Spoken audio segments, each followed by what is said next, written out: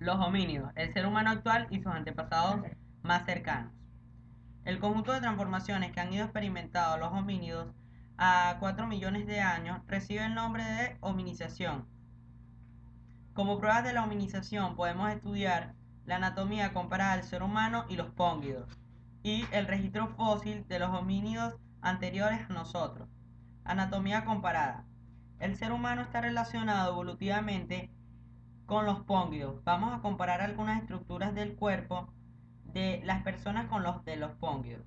Podrás ver que las semejanzas son muy evidentes, pero nos interesan especialmente las diferencias, porque nos permiten entender qué cambios han sido necesarios para adquirir la postura erguida. Una de las primeras adaptaciones que se produjeron durante el proceso de hominización.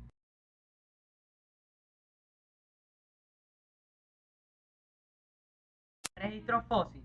La reconstrucción del proceso de evolución de los homínidos puede variar conforme se descubran más fósiles, pero por el momento se acepta que existieron 4 especies directamente relacionadas con la evolución del ser humano. Todas ellas son fósiles. Desde la más antigua a la más moderna son Australopithecus, Homo habilis, Homo erectus y Homo sapiens. El siguiente homínido es el ser humano actual, Homo sapiens. Existe desde hace unos 35.000 años. Tiene una capacidad craneal media de unos 1.400 centímetros cúbicos. La frente es vertical y la bóveda del cráneo alta y redondeada. La cara también es vertical y los arcos del hueso sobre los ojos son muy delgados. Todos los seres humanos actuales pertenecemos a esta misma especie. Las diferencias entre distintos grupos solo son parte de la variabilidad que se presenta habitualmente en cualquier especie.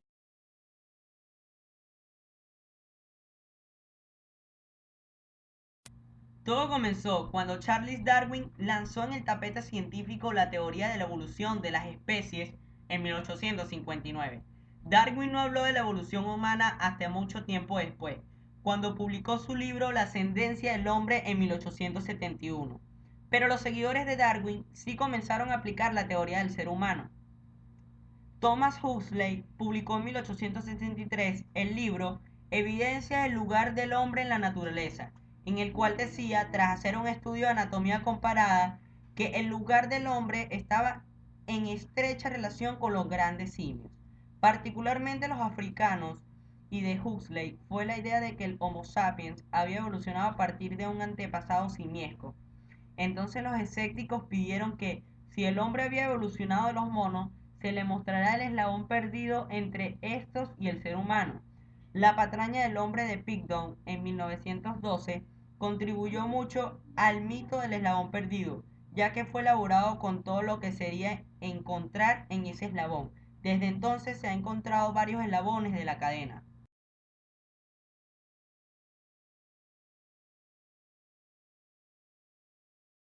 Los Australopithecus desarrollaron la capacidad de caminar erguidos hace 3,7 millones de años. El grupo de científicos ha basado sus conclusiones en unas huellas prehistóricas localizadas en Tanzania. Los vestigios hallados en el yacimiento de Laetoli, Tanzania, han llevado a los expertos a determinar que los Australopithecus afarensis, que por entonces poblaban la región, apoyaban un peso en la parte delantera del pie como hacemos los humanos actualmente. De esta forma y según se propone en la investigación, estos homínidos caminaban erguidos y no encorvados como los chimpancés o los gorilas, que apoyaban el peso en la parte media del pie. La simulación por ordenador ha ayudado a los científicos a representar las pisadas de los antiguos pobladores de la zona, aunque no ha evitado la polémica. La antigüedad de las pisadas conservadas en el barro, al ser cubiertas por cenizas volcánicas, ha provocado que con el peso del tiempo se haya deformado, generando el debate entre la comunicación científica sobre las conclusiones que de ella se han obtenido. Mientras los homínidos comenzaron a caminar sobre dos extremidades hace alrededor de 6 millones de años, algunos investigadores defienden que la forma humana de andar cargando el peso en la parte delantera del pie se inició con el Homo erectus hace casi 2 millones de años. El análisis de estos restos argumenta que el Australopithecus afarensis caminaba de forma más parecida a un ser humano actual que cualquiera prima de.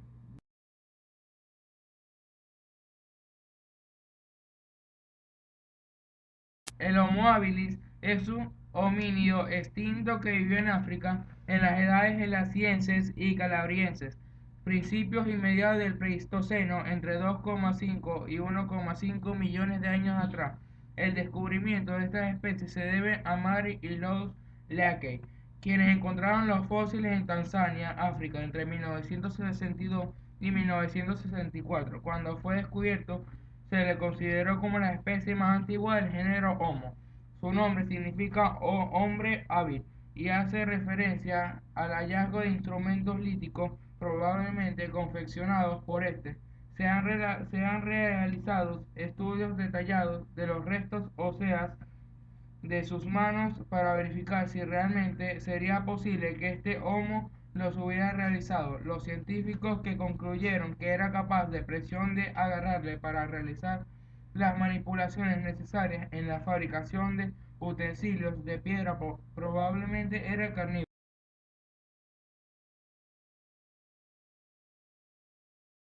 El Homo erectus es un homínido extinto, antepasada del Homo sapiens. Esta especie comenzó a habitar la Tierra hace 1,8 millones de años y se extinguió hace unos 130.000. Se han encontrado restos del Homo erectus, tanto en África como en Europa y Asia, incluyendo las islas del suroeste de este último continente. El Homo erectus significa humano que camina erguido. Se piensa que en un principio estos homínidos fueron recolectores de comida, pero más tarde comenzaron a alimentarse de animales que ya estaban muertos, constituyendo finalmente tribus cazadoras y recolectoras. En estas tribus los hombres salían a buscar grandes animales, mientras que las mujeres permanecían cuidando a los chicos y recolectando frutas, hojas y vegetales para comer. El Homo erectus fue capaz de desarrollar herramientas como el garrote, que le ayudaba a la caza, y el fuego, que le permitió permanecer cálido en lugares fríos y cocinar su comida.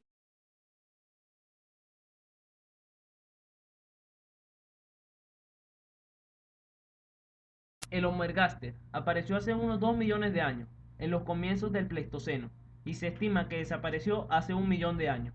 El Homo ergaster habitó en el continente africano. Este homínido se expandió hacia el resto de los continentes. Homínido bastante alto en comparación con los otros primates, alrededor de 1,8 metros. Pecho estrechado hacia los hombros, ligeramente en comparación con el nuestro. El canal entre las vértebras que conduce a la médula espinal era más delgado que el actual, o sea, el hombre. Los huesos del músculo contaban con el cuello, más largo que en comparación, el pequeño canal del parto. El habla aumentó su complejidad en este homínido, llegando a poder ser más articulada, aunque esta teoría se distinguía actualmente. El Homo ergaster fue el primer homínido en tener una conciencia comunitaria, llegando a tener sentimientos efectivos. Dentro de la comunidad, el Homo ergaster transmitía sus conocimientos de ancianos. Homo sapiens es el nombre científico que se le otorga a la raza humana, la que constituye un tipo de especie particular de un animal. El Homo sapiens es el único animal de la Tierra que ha podido desarrollar un pensamiento abstracto con razonamiento incluido. El Homo sapiens fue el último de los grandes homínidos en aparecer en la Tierra. Por otro lado, fue el único que pudo sobrevivir a las diferentes condiciones climáticas, llegando a expandirse por todo el territorio conocido de la Tierra. Se considera que el Homo sapiens, como el resto de los grandes homínidos, es descendiente del mono o del primate, pero su conexión o vínculo no ha podido todavía ser descubierta por completo, faltando lo que se conoce como eslabón perdido. En términos de número, los científicos estiman que el Homo sapiens apareció en la Tierra hace 200.000 años en algunas regiones de África, desde donde partió para conquistar todo el planeta. El Homo sapiens o ser humano actual cuenta con algunos rasgos específicos que permiten diferenciarlo del resto de los animales. En primer lugar, es un animal bípedo, lo que significa que pasó de su antigua posición cuadrúpeda a erguirse y caminar sobre dos pies. Por otro lado, el ser humano presenta un marco de dimorfismo sexual y esto significa que puede distinguir claramente entre hombres y mujeres, a diferencia de lo que sucedía con los machos y hembras de la mayoría de las especies animales. Mientras el hombre suele ser más grande, más robusto y más alto, también los órganos genitales, el pecho y la presencia del cabello son factores determinantes para marcar tal diferencia.